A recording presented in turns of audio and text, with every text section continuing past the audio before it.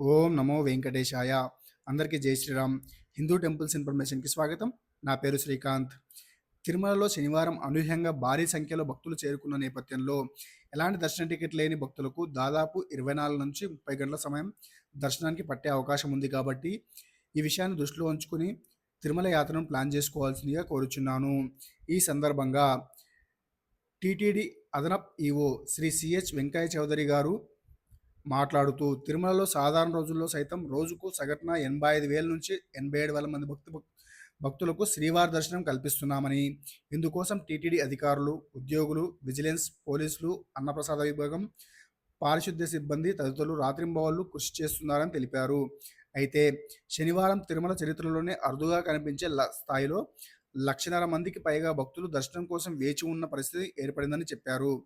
ఇంత భారీ సంఖ్యలో భక్తులు ఒకేసారి రావడంతో అన్ని విభాగాలు సమన్వయంతో పనిచేస్తూ భక్తులకు ఎప్పటికప్పుడు సమాచారం అందిస్తూ క్యూ లైన్లలో ఎలాంటి అసౌకర్యం కలగకుండా చర్యలు చేపడుతున్నామని వెల్లడించారు. ఆదివారం కూడా భారీగా భక్తులు వచ్చే అవకాశం ఉన్నందున పరిస్థితులను పూర్తి స్థాయిలో అదుపులో ఉంచేందుకు ప్రత్యేక కార్యాచరణ అమలు చేస్తున్నామని తెలిపారు. ఇందులో భాగంగా అధికారులు, సిబ్బంది సెలవులను రద్దు చేసి అందరినీ తిరుమలలోనే విధుల్లో కొనసాగిస్తున్నామని, అదనపు పోలీసు బలగాలను కూడా మోహరించినట్లు పేర్కొన్నారు. సాధారణ భక్తులకు ఎక్కువ సమయం కేటాయించేందుకు సోమవారం వీఐపీ బ్రేక్ దర్శనాలు, అదేవిధంగా ఆన్లైన్లో ఏ రోజుకు ఆ రోజు కరెంటు బుకింగ్లో జారీ చేసే 800 శ్రీవారి దర్శన టికెట్లు కూడా రద్దు చేస్తున్నట్టు అదనపు ఈవో తెలిపారు. అలాగే ఎస్ఎస్డి తదితర దర్శనాల కోటాలను కూడా అవసరానికి అనుగుణంగా తగ్గించి ఆ సమయాన్ని సర్వదర్శనం భక్తులకు వినియోగిస్తున్నామని వివరించారు.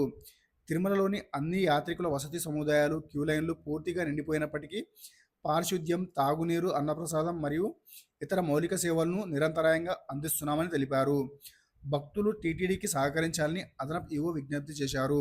దర్శన సమయంలో అనవసరంగా ఎక్కువసేపు గర్భగుడి వద్ద నిల్చకుండా వెనుక వేచి ఉన్న భక్తులకు దృష్టిలో ఉంచుకొని త్వరితగతిన దర్శనం పూర్తి చేసుకోవాలని కోరారు.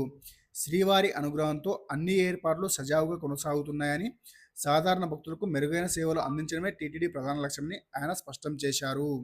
కాబట్టి ఈ విషయాన్ని దృష్టిలో ఉంచుకొని తిరుమల యాత్ర ప్లాన్ చేసుకోవాల్సిందిగా టీటీడీ కోరడమైనది. ఈ ఇన్ఫర్మేషన్ కనుక మీకు నచ్చితే ఈ వీడియోని లైక్ చేసి షేర్ చేయండి.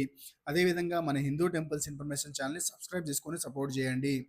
ఓం నమో వెంకటేశాయ.